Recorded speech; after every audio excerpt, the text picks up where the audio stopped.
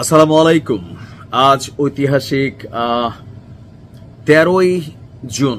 আমরা ঐতিহাসিক এই কারণে বলছি, 5ই আগস্ট সরকার পতনের পর বাংলাদেশ কোন দিকে হাঁটবে, তো সেই দিক তখন নির্ধারিত হয়েছিল 8ই আগস্ট, যে জনাব ডক্টর ইউনূসের নেতৃত্বে বাংলাদেশ হাঁটবে, একটা সুন্দর নির্বাচন হবে, রাষ্ট্রের কিছু পরিবর্তন হবে, সংস্কার হবে।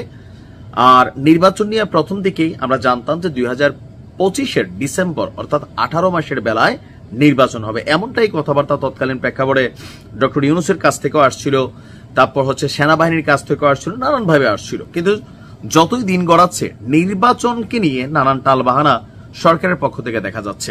বিএনপি মনে করছে কৌশলগতভাবে সরকার লম্বা সময় ধরে ক্ষমতাকে কুক্ষিগত করার জন্য বা থাকার জন্য নানান ফন্দি ফিকির আসছে। এই নিয়ে যখন মাঠ উত্তপ্ত, আপনারা জানেন যে সর্বশেষ ডক্টর মোহাম্মদ ইউনূস এই মুহূর্তে লন্ডনে অবস্থান করছেন। আর আমি যখন এই ভিডিওটি পাবলিশ করছি তখন ডক্টর মোহাম্মদ ইউনূস এবং জনাব তারেক রহমান বৈঠকে বসেছেন 1 to 1। সম্ভবত জনাব তারেক রহমান এবং ডক্টর মোহাম্মদ ইউনূস এই দুইজনের মধ্যে এই বৈঠকটা হচ্ছে, কারণ 1 to 1।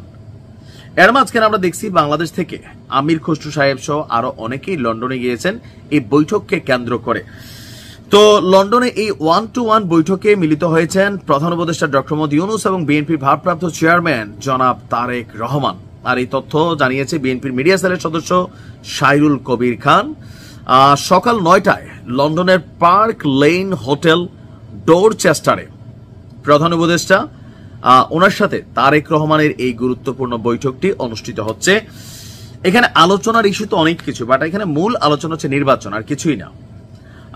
রাজনৈতিক উত্তেজনা, নির্বাচন নিয়ে জটিলতা এবং সরকার ও অন্যান্য দলের টানাপোড়েনের মধ্যে এই বৈঠকটি চলছে। আর এটা নিয়ে সারা বাংলাদেশ আপনারা অপেক্ষা করছেন যে এই বৈঠকের পর ফলাফলটা কি আসে।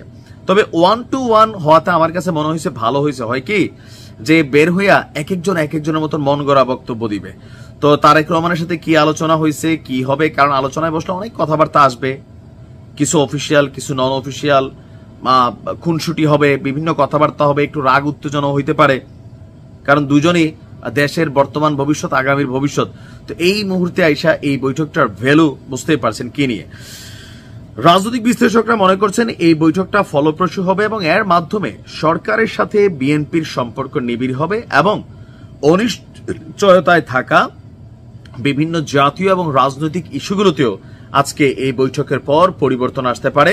তবে বিএনপির দাবিটা যতটুকু জানা যাচ্ছে যে ডিসেম্বরের মধ্যে নির্বাচন, কেউ কেউ বলছেন যে ফেব্রুয়ারি হইলেও বিএনপি মানবে, ডিসেম্বর থেকে ফেব্রুয়ারি। আবার এখন পর্যন্ত যেহেতু বৈঠকের পর তাদের ব্রিফিং আমরা শুনি নাই, সেখান থেকে এখন নানান গুজব, তথ্য ডালপালা মেলতে পারে।